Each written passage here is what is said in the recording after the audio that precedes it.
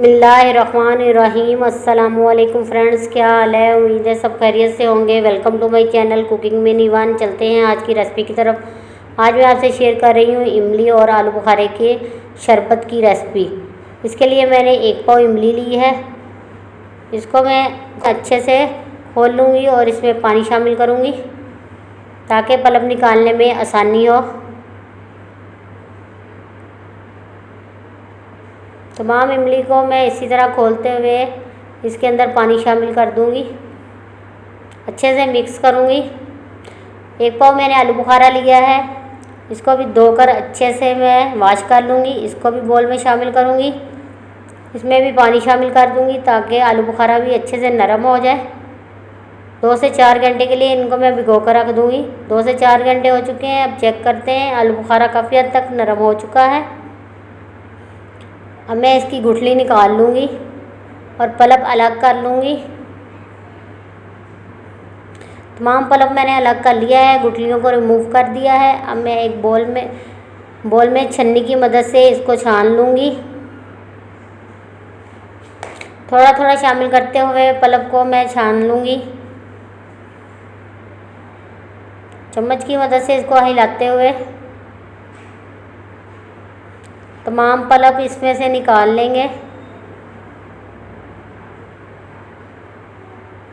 जितना पल्प आसानी से निकल सकता था वो मैंने निकाल लिया है। बाकी मैं मिक्सी जार में शामिल करके इसको ग्राइंड करूँगी।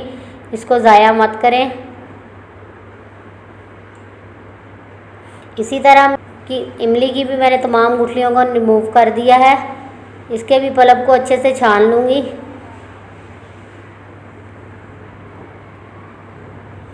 बाकी पल्प को मैं मिक्सी में शामिल करके इसको अच्छे से ग्राइंड कर लूँगी।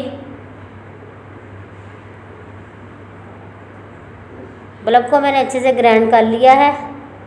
ये भी शामिल कर दूँगी। पल्प हमारा रेडी हो चुका है। अब मैं एक पैन लूँगी। इसमें तमाम पल्प ऐड कर दूँगी। ½ kg इसमें शुगर ऐड करूँगी। ½ टीस्पून नमक, सफ़ेद नमक ऐड करूँगी। ½ टीस्पून काला नमक ऐड करूँगी। अच्छे से मिक्स करूँगी। 2 टेबलस्पून लेमन का जूस ऐड करूँगी। ये हमारी शुगर को बैठने नहीं देगा। आप 1 से 2 माह तक इसको इस्तेमाल कर सकते हैं। ये बिल्कुल ख़राब नहीं होगा।